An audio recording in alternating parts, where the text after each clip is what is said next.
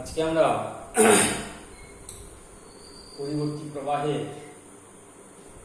অন্তর্গত রূপান্তরক বা ট্রান্সফরমার নিয়ে আলোচনা করব। ট্রান্সফরমার বা রূপান্তরক। ট্রান্সফরমার কি না, ট্রান্সফরমার হলো একটা বৈদ্যুতিক যন্ত্র যার সাহায্যে নিম্ন ভোল্টেজকে উচ্চ ভোল্টেজে রূপান্তরিত করা যায়। ট্রান্সফরমার বা রূপান্তরক হলো একটা বৈদ্যুতিক যন্ত্র যার সাহায্যে পরিবর্তী নিম্ন ভোল্টেজকে উচ্চ ভোল্টেজে রূপান্তরিত করা যায়, অথবা উচ্চ ভোল্টেজকে নিম্ন ভোল্টেজে রূপান্তরিত করা যায়। তাকেই বলা হয় রূপান্তরক বা ট্রান্সফরমার। তাহলে রূপান্তরক বা ট্রান্সফরমার হলো একটা বৈদ্যুতিক যন্ত্র যার সাহায্যে পরিবর্তী নিম্ন ভোল্টেজকে উচ্চ ভোল্টেজে রূপান্তরিত করা যায়, অথবা পরিবর্তী উচ্চ ভোল্টেজকে নিম্ন ভোল্টেজে রূপান্তরিত করা যায়। তাকেই বলা হয় রূপান্তরক। রূপান্তরক গঠিত হয় দুটো কুণ্ডলী দ্বারা। একটাকে বলা হয় প্রাইমারি বা প্রাথমিক কুণ্ডলী, আর একটা হচ্ছে সেকেন্ডারি বা গৌণ কুণ্ডলী। এই দুটো কুণ্ডলী তারা ইলেকট্রিক্যালি ডিসকানেক্টেড কিন্তু ম্যাগনেটিক্যালি কানেক্টেড। অর্থাৎ রূপান্তরক দুটো কুণ্ডলী দিয়ে তৈরি হয়। একটাকে বলা হয় প্রাইমারি বা প্রাথমিক কুণ্ডলী, আর একটাকে বলা হয় সেকেন্ডারি বা গৌণ কুণ্ডলী। এই দুটো কুণ্ডলী ইলেকট্রিক্যালি ডিসকানেক্টেড, তাড়িতিকভাবে বিচ্ছিন্ন, কিন্তু ম্যাগনেটিক্যালি কাপল অর্থাৎ চুম্বকীয়ভাবে তারা সংযুক্ত। এখানে দেখ, আমরা বলেছি ট্রান্সফরমার হচ্ছে দু রকমের হয়। রূপান্তরক বা ট্রান্সফরমার হলো ট্রান্সফরমার দু ধরনের, একটা হচ্ছে স্টেপ আপ ট্রান্সফরমার, একটা হচ্ছে স্টেপ ডাউন ট্রান্সফরমার। আমরা বলেছি দুটো কুণ্ডলী নিয়ে তৈরি একটা ট্রান্সফরমার, একটা প্রাথমিক কুণ্ডলী, একটা গৌণ কুণ্ডলী। যদি প্রাথমিক কুণ্ডলী, এখানে দেখো একটা iron core, laminated iron core. এই আয়রন কোরের একদিকটায় তার জড়ানো, বৈদ্যুতিক তার জড়ানো আছে, তার সঙ্গে প্রাইমারি কয়েল, এটাকে বলছি প্রাইমারি কয়েল, অর্থাৎ এই তারটাকে আমরা বলছি প্রাইমারি কয়েল। এর সঙ্গে একটা এসি অর্থাৎ তড়িৎচালক, পরিবর্তী তড়িৎচালক বলের উৎস যোগ করা আছে। কি হবে না, এই তারের মধ্য দিয়ে তড়িৎ প্রবাহ পরিবর্তন হবে। তড়িৎ প্রবাহ পরিবর্তন হলে কি হবে, এর মধ্যে চৌম্বক বলরেখা সৃষ্টি হবে, অর্থাৎ চৌম্বক প্রবাহ সৃষ্টি হবে। সেই চুম্বক প্রবাহ এ পাশে অর্থাৎ এই ল্যামিনেটেড শিটটার এ পাশটায় আরেকটা কয়েল জড়ানো আছে, সেটাকে আমরা বলছি সেকেন্ডারি কয়েল। তাহলে কি হবে, এখানে তড়িৎ প্রবাহ পরিবর্তনের সঙ্গে চৌম্বক প্রবাহের পরিবর্তন হবে। সেই চৌম্বক প্রবাহর পরিবর্তন এই সেকেন্ডারি কয়েল বা গৌণ কুণ্ডলীতে হবে, যার ফলে সেকেন্ডারি কয়েল একটা আবিষ্ট তড়িৎচালক বল সৃষ্টি হবে। অর্থাৎ এখানে এরা ইলেকট্রিক্যালি ডিসকানেক্টেড কিন্তু ম্যাগনেটিক্যালি কানেক্টেড। তারপরে কি হবে, এখানে তড়িৎচালক বল পরিবর্তিত হয়ে সময়ের সাথে সাথে, তাহলে কি হবে, তড়িৎ প্রবাহ পরিবর্তিত হলে এখানে তড়িৎচালক বল আবিষ্ট হবে। এটা হচ্ছে তোমার স্টেপ আপ ট্রান্সফরমার বা আরোহী রূপান্তরক। এটা এইভাবে গঠন। আর তার প্রতীকটা কি, আরোহী রূপান্তরকের প্রতীক হচ্ছে এইরকম। এই হচ্ছে প্রাইমারি কয়েল, কম পাক সংখ্যা থাকবে, অর্থাৎ প্রাইমারি কয়েলের পাক সংখ্যা হবে কম, আর সেকেন্ডারি কয়েলের পাক সংখ্যা হবে বেশি। এই জন্য এখানে পাতলা করে পাক দেওয়া হয়েছে, পাক সংখ্যা কম, এখানে ঘন করে পাক দেওয়া হয়েছে, এটাকে বোঝানো হচ্ছে বেশি পাক সংখ্যা। আর আরোহী রূপান্তরকের প্রতীক হলো এইরকম, P1 P2 হচ্ছে তোমার প্রাইমারি কয়েল, পাক সংখ্যা এই, আর S1 S2 হচ্ছে সেকেন্ডারি কয়েল, পাক সংখ্যা একটু বেশি। এইভাবে আমরা স্টেপ আপ ট্রান্সফরমারের গঠন এবং তার প্রতীক আমরা ব্যবহার করতে পারি। এখানে মূলত প্রাইমারি কয়েলের পাক সংখ্যা সেকেন্ডারি কয়েলের পাক সংখ্যার চেয়ে কম, প্রাইমারি কয়েলের পাক সংখ্যা কম, সেকেন্ডারি কয়েলের পাক সংখ্যা বেশি। স্টেপ ডাউন ট্রান্সফরমার, স্টেপ আপে কি করা হচ্ছে, এই ব্যবস্থার সাহায্যে পরিবর্তী নিম্ন ভোল্টেজকে উচ্চ ভোল্টেজে রূপান্তরিত করা হচ্ছে, এর জন্য নাম হচ্ছে স্টেপ আপ। স্টেপ ডাউন ট্রান্সফরমারটা কি, অবরোহী রূপান্তরক, যেখানে পরিবর্তী উচ্চ ভোল্টেজকে নিম্ন ভোল্টেজে রূপান্তরিত করা হয় সেটাকে বলা হয় স্টেপ ডাউন। এখানে দেখো একটা laminated sheet, primary coil P1 P2, এর সঙ্গে একটা এই ঘন করে জড়ানো হচ্ছে। প্রাইমারি কয়েলের পাক সংখ্যা এই ক্ষেত্রে বেশি হবে এবং এর সঙ্গে একটা পরিবর্তিত তড়িৎচালক বলের উৎস যোগ করা আছে। তার ফলে কি হবে, এখানে চৌম্বক প্রবাহের পরিবর্তন হবে, অর্থাৎ তড়িৎ চুম্বকীয় আবেশের ঘটনা ঘটবে। তার ফলে এই যে কয়েল আছে পাঁচটাতে, এই কয়েলেও কিন্তু তড়িৎ চুম্বকীয় আবেশের ঘটনা ঘটবে। তার ফলে কি হবে, এখানে তড়িৎচালক বল আবিষ্ট হবে। এটা হচ্ছে তোমার স্টেপ ডাউন ট্রান্সফরমারের প্রকৃত গঠন। অর্থাৎ এটা একটা ল্যামিনেটেড শীট, তারপরে প্রাইমারি কয়েল একদিকটা জড়ানো আছে, প্রাইমারি কয়েলের পাক সংখ্যা বেশি, আর অন্য দিকটায় সেকেন্ডারি কয়েল বা তার জড়ানো আছে, তার পাক সংখ্যা একটু কম। এবং অবরোহী রূপান্তরকের প্রতীক হচ্ছে এইরকম, এখানে পাক সংখ্যা বেশি প্রাইমারি কয়েলের, সেকেন্ডারি কয়েলের পাক সংখ্যা কম। এখানে চৌম্বক প্রবাহের পরিবর্তন হলে এটাতেও কিন্তু চৌম্বক প্রবাহের পরিবর্তন হবে। তারপরে এখানে তড়িৎ চুম্বকীয় আবেশের ঘটনা ঘটবে, অর্থাৎ এখানে তারা ইলেকট্রিক্যালি ডিসকানেক্টেড কিন্তু ম্যাগনেটিক্যালি কানেক্টেড। তার ফলে এখানে গৌণ কুণ্ডলীতে তড়িৎচালক বল আবিষ্ট হবে।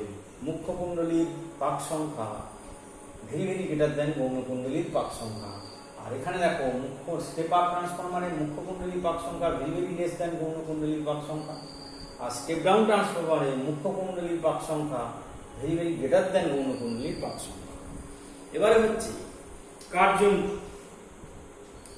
কার্যনীতি কি না, ধরি মুখ্য কুণ্ডলী, এটা কার্যনীতি আর দুটো ট্রান্সফরমারের ক্ষেত্রেই প্রযোজ্য একই। ধরি মুখ্য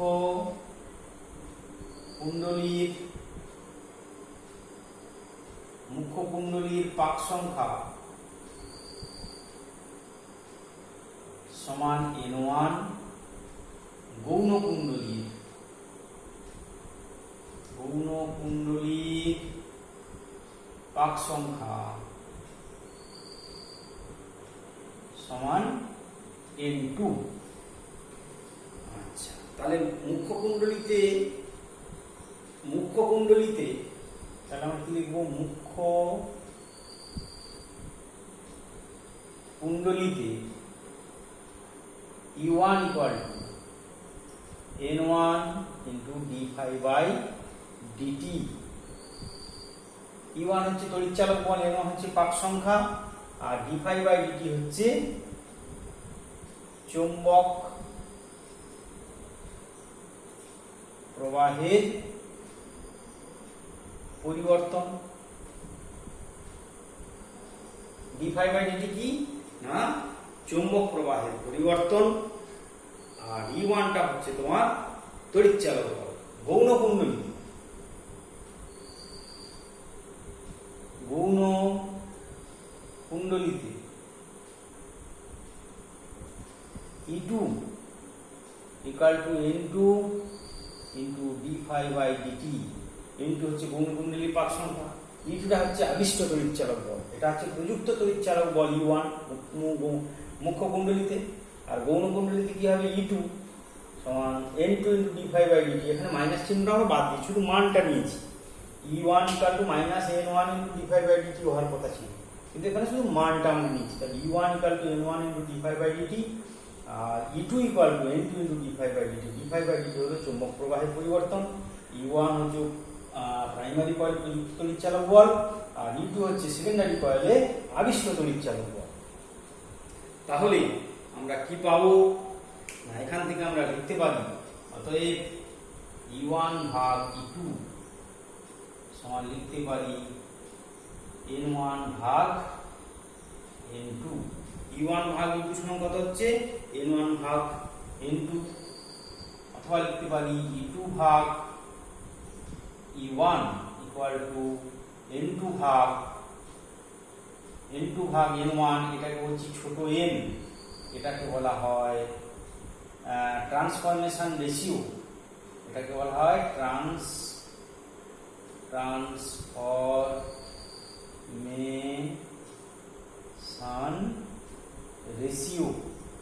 transformation ratio.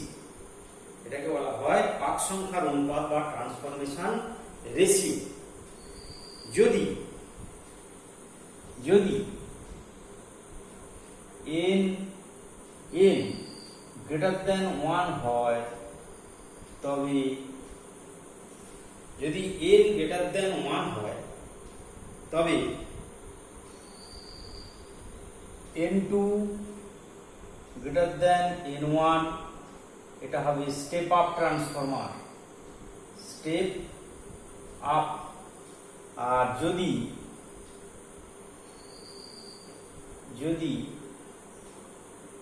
n less than 1 হয়, n লেস দেন 1 তার মানে হচ্ছে তবে n2 লেস দেন n1 এটাকে বলা হবে স্টেপ ডাউন ট্রান্সফরমার। এটা কি বলে? Step down. এটা হবে স্টেপ ডাউন ট্রান্সফরমার। অর্থাৎ n2 গ্রেটার দেন n1 হবে, এই n2 গ্রেটার দেন যদি n1 হয় তাহলে স্টেপ আপ। যে n2 গ্রেটার দেন n1 অর্থাৎ ট্রান্সফরমেশন রেশিও n এর মানটাই, ছোট n এর মানটাকে বলা হচ্ছে ট্রান্সফরমেশন রেশিও বা পাক সংখ্যার অনুপাত। যদি n1 greater than n greater than 1 হয় মানে n2 গ্রেটার দেন n1 মানে সেকেন্ডারি কয়েলের পাক সংখ্যা প্রাইমারি কয়েলের পাক সংখ্যার চেয়ে বড়, তখন তাকে বলা হবে স্টেপ আপ ট্রান্সফরমার। আর যদি n লেস দেন 1 হয় সেক্ষেত্রে n2 লেস দেন n1 তখন তাকে বলা হবে step down transformer. n2 greater than n1 হলে স্টেপ আপ, আর n2 লেস দেন n1 হলে স্টেপ ডাউন ট্রান্সফরমার। আচ্ছা, এবারে আমরা লিখতে পারি, ছবিটা মুছবো এবারে আমরা লিখতে পারি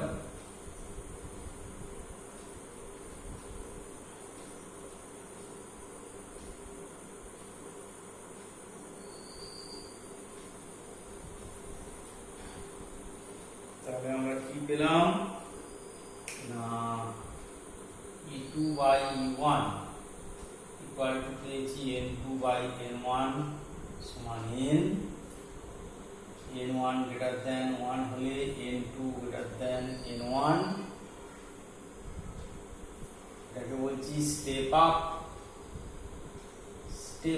আপ ট্রান্সফরমার।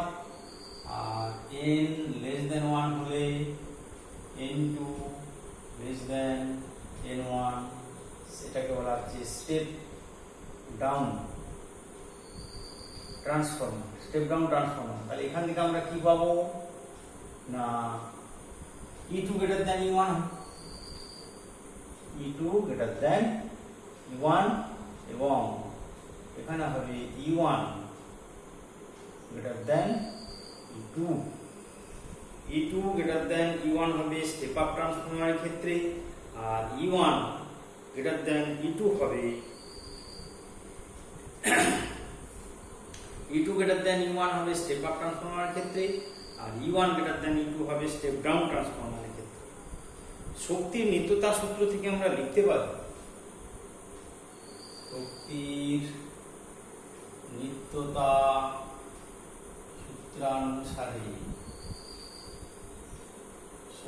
নিত্যতা সূত্রানুসারে মুখ্য কুণ্ডলীতে প্রদত্ত ক্ষমতা, মুখ্য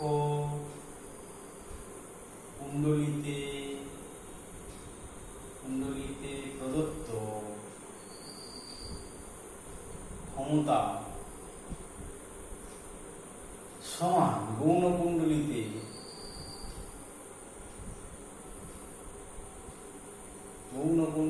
প্রাপ্ত ক্ষমতা।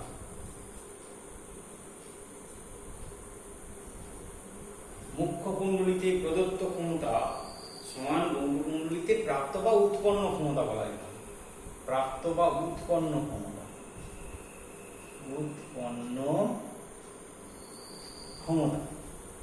মুখ্য কুণ্ডলীতে প্রদত্ত ক্ষমতা সমান গৌণ কুণ্ডলীতে প্রাপ্ত ক্ষমতা। অর্থাৎ এখানে আমরা লিখতে পারি E1 I1 equal to E2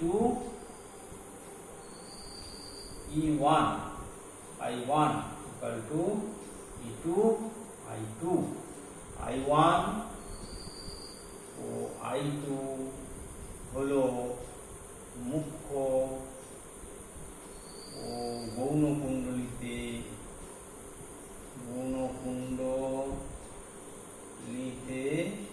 প্রবাহ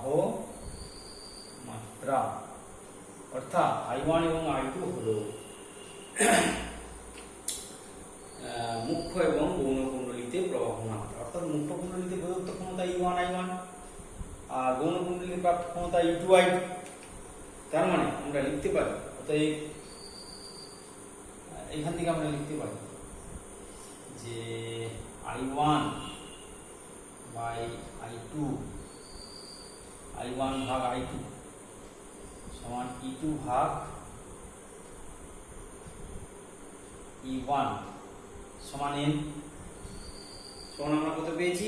সমান E2 ভাগ E1 সমান হচ্ছে তোমার N2 ভাগ N1 সমান n আগে থেকে। তাহলে E1 I1 equal to E2 I2 সঙ্গে I1 বাই I2 সমান E2 by E1, N2 by N1 সমান n সমান ট্রান্সফরমেশনাল রেশিও। তাহলে আমরা দেখতে পাচ্ছি কি এখান থেকে না আরোহী রূপান্তর, আরোহী অর্থাৎ স্টেপ আপ ট্রান্সফরমারে যেহেতু নিম্ন ভোল্টেজকে উচ্চ ভোল্টেজে রূপান্তরিত করা হয়, আরোহী অর্থাৎ n > 1 আরোহী রূপান্তরকে যেহেতু এই শক্তির এই শক্তি সংরক্ষণ সূত্রটা মেনে চলতে হবে, যেহেতু আরোহী রূপান্তরকে নিম্ন ভোল্টেজকে উচ্চ ভোল্টেজে রূপান্তরিত করা হয়, তখন সেই অনুপাতে গৌণ কুণ্ডলীতে প্রবাহ মাত্রা সেই অনুপাতে হ্রাস পায়। অর্থাৎ যখন স্টেপ আপ ট্রান্সফরমারে নিম্ন ভোল্টেজকে উচ্চ ভোল্টেজে রূপান্তরিত করা হয়, তখন সেই অনুপাতে গৌণ কুণ্ডলীতে প্রবাহ মাত্রা হ্রাস পায়। অন্যদিকে n <1 স্টেপ ডাউন ট্রান্সফরমারের ক্ষেত্রে উচ্চ ভোল্টেজকে যখন নিম্ন ভোল্টেজে রূপান্তরিত করা হয়, তখন সেই অনুপাতে গৌণ কুণ্ডলীতে প্রবাহ মাত্রা বৃদ্ধি পায়। অর্থাৎ স্টেপ আপ ট্রান্সফরমারের ক্ষেত্রে গৌণ কুণ্ডলীতে প্রবাহ মাত্রা হ্রাস পাবে, আর স্টেপ ডাউন ট্রান্সফরমারের ক্ষেত্রে গৌণ কুণ্ডলীতে প্রবাহ মাত্রা বৃদ্ধি পাবে। বোঝা গেল? এবার যদি I2 equal to E by R হয়, E বাই R, R হচ্ছে গৌণ কুণ্ডলীকে সম্পূর্ণ করার জন্য যে রোধ, সেটাকে বলছি R। যদি I2 সমান মানে এখানে লেখা উচিত E2 বাই R হয়, তবে আমরা লিখতে পারি E1 by I1, E1 by I1 R by N2 by N1 এর হোল স্কয়ার।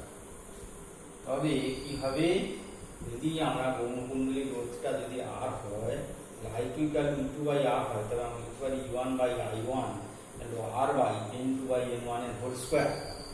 অর্থাৎ এখান থেকে আমরা লিখতে পারি রূপান্তর শুধু ভোল্টেজ এবং প্রবাহ মাত্রাকে রূপান্তরিত করে না, সেক্ষেত্রে রোধকেও রূপান্তরিত করে।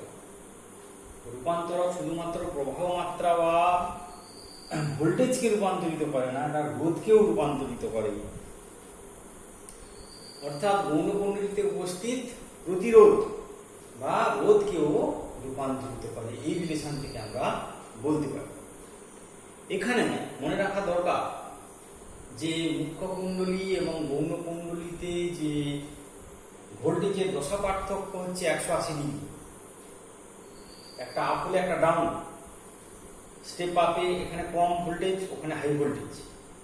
প্রাইমারিতে কম ভোল্টেজ, সেকেন্ডারিতে হাই ভোল্টেজ।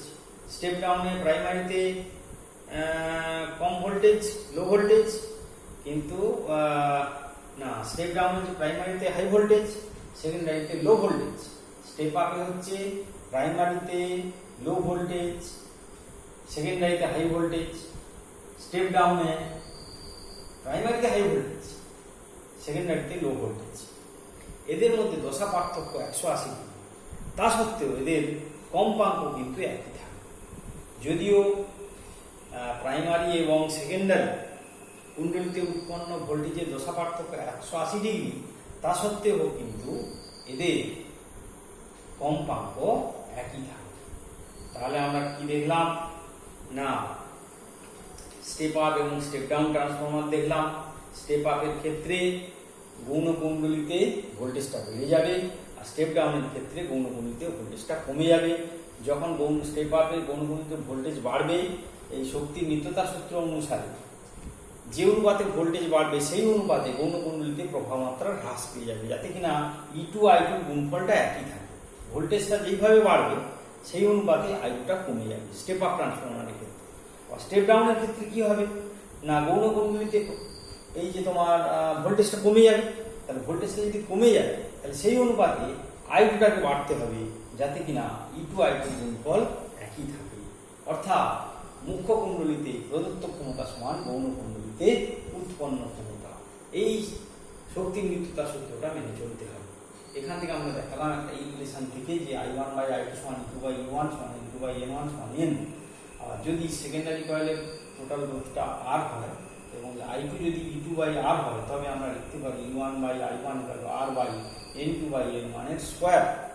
তাহলে আমরা বলতে পারি যে রূপান্তরক শুধুমাত্র প্রবাহ মাত্রা বা ভোল্টেজকে রূপান্তরিত করে না, এখানে রোধকেও রূপান্তরিত করে। আচ্ছা, এবারে আমরা energy loss in transformer, energy loss অর্থাৎ ট্রান্সফরমারে energy loss,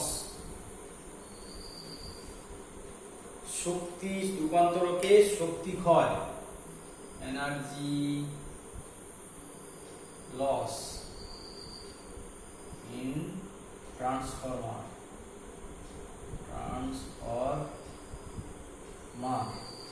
energy loss in transformer, রূপান্তরকে শক্তি ক্ষয়,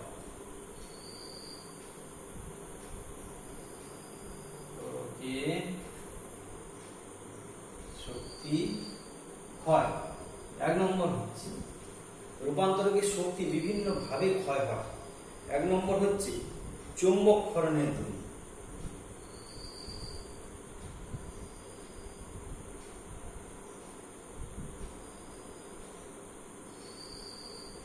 চুম্বক ক্ষরণ অর্থাৎ ম্যাগনেটিক লিকেজ, ম্যাগনেটিক লিকেজ অর্থাৎ যেখানে যতটা ফ্লাক্স লিঙ্ক হচ্ছে ওখানে কম বেশি, মানে প্রাইমারি কয়েলে যতটা ফ্লাক্স তৈরি হচ্ছে সেকেন্ডারি কয়েলে ততটা ফ্লাক্স লিঙ্ক নাও হতে পারে।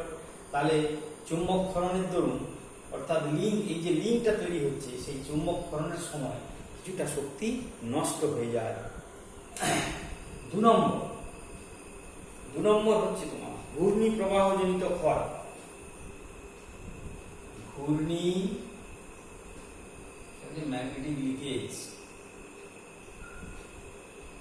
Magnetic leakage, magnetic magnetic leakage, magnetic leakage, ঘূর্ণি প্রবাহ জনিত ক্ষয়, ঘূর্ণি প্রবাহ জনিত ক্ষয় অর্থাৎ eddy current loss, eddy current loss. Eddy current লসটা কি? এডি কারেন্ট যখন এই ছোট ছোট বদ্ধ লুপে কারেন্টটা তৈরি হবে, যখন তড়িৎ চুম্বকীয় আবেশের ঘটনা ঘটে তখন ছোট ছোট লুপে যখন কারেন্টটা তৈরি হবে তারপরে পরিবাহী গরম হয়ে উঠবে, তাহলে তাপ শক্তি হিসাবে কিছুটা শক্তি নষ্ট হয়ে যাবে, অর্থাৎ ঘূর্ণি প্রবাহ জনিত ক্ষয় আমরা বলছি। এবার আমরা আসছি হিস্ট্রিসিস ক্ষয়। হিস্ট্রিসিস 3 নম্বর, হিস্ট্রিসিস, হিস্ট্রিসিস ক্ষয়, HYS HTRASIS, হিস্ট্রিসিস লস। যখন এই যে কোরটা অর্থাৎ ট্রান্সফরমারের কোরটা হচ্ছে কাঁচা লোহা দিয়ে তৈরি, এই কোরটা যখন বারবার তোমার চৌম্বক চক্রের মধ্য দিয়ে যায়, একবার ম্যাগনেটাইজড হচ্ছে একবার ডিম্যাগনেটাইজড হচ্ছে, একবার ম্যাগনেটাইজড হচ্ছে একবার ডিম্যাগনেটাইজড হচ্ছে, তখন এই হিস্ট্রিসিস অর্থাৎ পরিবাহীটা গরম হয়ে ওঠে, চৌম্বকটা গরম হয়ে ওঠে। তার জন্য কি হবে না কিছুটা শক্তি এখানে নষ্ট হয়ে যায়। বারবার চৌম্বক চক্রের মধ্যে দিয়ে যাওয়ার জন্য কি হয়, এখানে কিছুটা শক্তি নষ্ট হয়, পদার্থটা গরম হয়ে ওঠে এবং তার ফলে কি হয়, কিছুটা শক্তি নষ্ট হয়।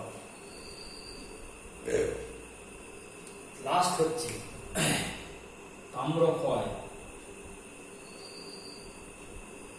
তাম্রক্ষয় বা কপার লস।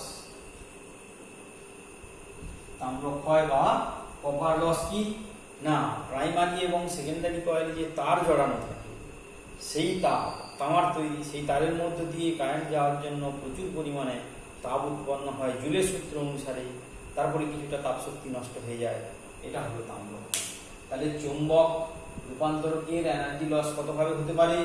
চৌম্বক ক্ষরণের জন্য, ম্যাগনেটিক লিকেজের জন্য হতে পারে চৌম্বক ক্ষরণজনিত ক্ষয়, ঘূর্ণি প্রবাহজনিত ক্ষয়, এডি কারেন্ট লস, অর্থাৎ বদ্ধ লুপে যে তোমার কারেন্টটা তৈরি হয়, তার ফলে কি হয় না, পরিবেশটা গরম হয়ে ওঠে,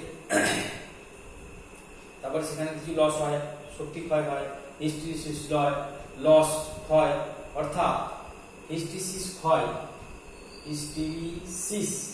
ক্ষয় অর্থাৎ বারবার চৌম্বক কাঁচা লোহার কোরটা চৌম্বক চক্রের মধ্য দিয়ে যাওয়ার জন্য কিছুটা শক্তি নষ্ট হয়ে যায়, এটাকে বলা হচ্ছে হিস্টেরিসিস ক্ষয়।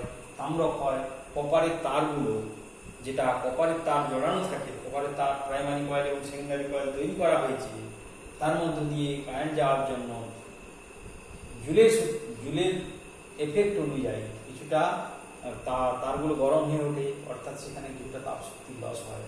এইভাবে কিন্তু ট্রান্সফরমারে বিভিন্নভাবে শক্তির এনার্জি লস হয়, অর্থাৎ চৌম্বককরণের জন্য ক্ষয়, ঘূর্ণি প্রবাহজনিত ক্ষয়, হিস্টেরিসিস ক্ষয়, তাম্র ক্ষয়। এবার হচ্ছে তবে এই তাম্রক্ষয় জনিত রোধ করার জন্য এখানে সংকর ধাতু তার ব্যবহার করলে কিন্তু তাম্রক্ষয় জনিত ক্ষয় কমানো যায়। হিস্টেরিসিস কমানোর জন্য এখানেও সংকর ধাতু ব্যবহার করা হয়। ঘূর্ণি প্রবাহ কম করার জন্য ল্যামিনেটেড শীট ব্যবহার করা হয়। আর ম্যাগনেটিক লিকেজ যাতে কম হয় তার জন্য উপযুক্ত ব্যবস্থা নেওয়া। এবার হচ্ছে transformation ratio of transformation efficiency, অর্থাৎ transformation efficiency of a transformer. Transformation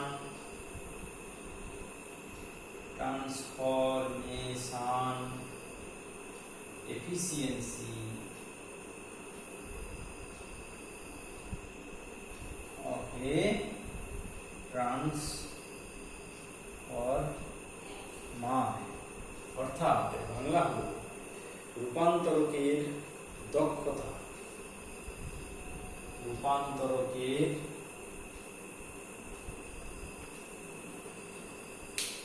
রূপান্তরণ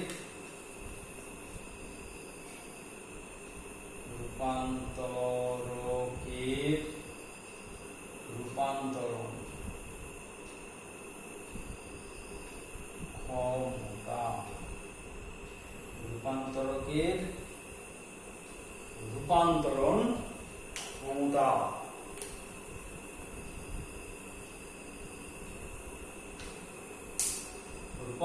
ক্ষমতা।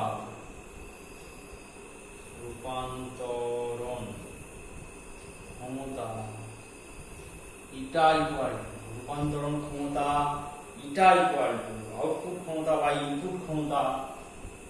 আউটপুট ক্ষমতা ভাগ ইনপুট ক্ষমতা গুণিতক 100%, তক 100%, অর্থাৎ আউটপুট ক্ষমতা ভাগ ইনপুট ক্ষমতা ইনটু 100% সমান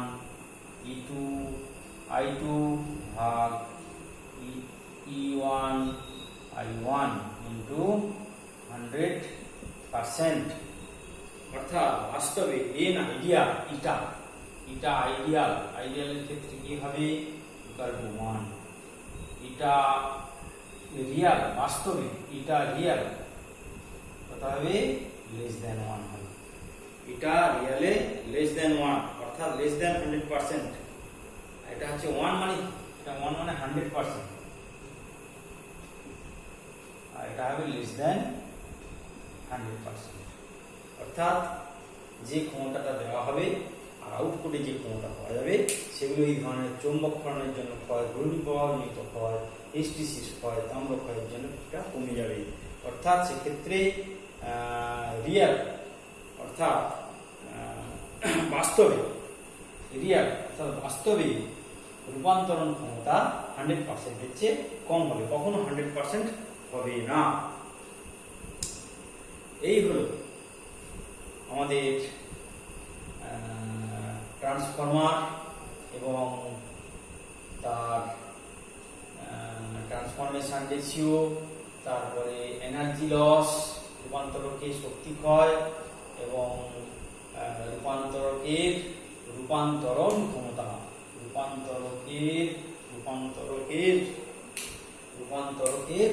রূপান্তরণ ক্ষমতা। অর্থাৎ কখনোই একটা ট্রান্সফরমারের রূপান্তরণ ক্ষমতা দক্ষতা কখনো 100% হবে না, 100%-এর চেয়ে কম হবে। এবং সেটা ভাগ করবো কি করে? আউটপুট ক্ষমতা বা ইনপুট ক্ষমতা ইন্টু 100%, আউটপুট ক্ষমতা ভাগ ক্ষমতা ইন্টু 100% করে দিলেই আমাদের রূপান্তরণ ক্ষমতাটা পাওয়া যাবে। আর ট্রান্সফরমার তো আমাদের হয়ে গেল। Transformer step up, step down. Step up transformer নিম্ন ভোল্টেজকে উচ্চ ভোল্টেজে রূপান্তর করে, স্টেপ ডাউন ট্রান্সফরমার উচ্চ ভোল্টেজকে নিম্ন ভোল্টেজে রূপান্তরিত করে। আচ্ছা, এখানে কিন্তু শক্তির সংরক্ষণ অনুযায়ী যখন ভোল্টেজ আপ হয় অটোমেটিক্যালি কারেন্টটা কমে যাবে, যখন ভোল্টেজ ডাউন হয়ে যাচ্ছে অটোমেটিক্যালি কারেন্টটা বেড়ে যাবে। আর ট্রান্সফরমার শুধুমাত্র ভোল্টেজ বা প্রবাহ মাত্রাকে রূপান্তর করে তা নয়, রোধকেও রূপান্তর করে। এবং ট্রান্সফরমেশনে রূপান্তরকে নানাভাবে শক্তি ক্ষয় হয়, চুম্বককরণের জন্য শক্তি ক্ষয়, ঘূর্ণি প্রবাহজনিত শক্তি ক্ষয়, হিস্টেসিস শক্তি ক্ষয়, তাম্র ক্ষয়, এই কারণে বিভিন্ন ধরনের শক্তি ক্ষয় হয়, যার জন্য দক্ষতা কখনো 100% হয় না। এই হলো আমাদের ট্রান্সফরমেশন নিয়ে আলোচনা।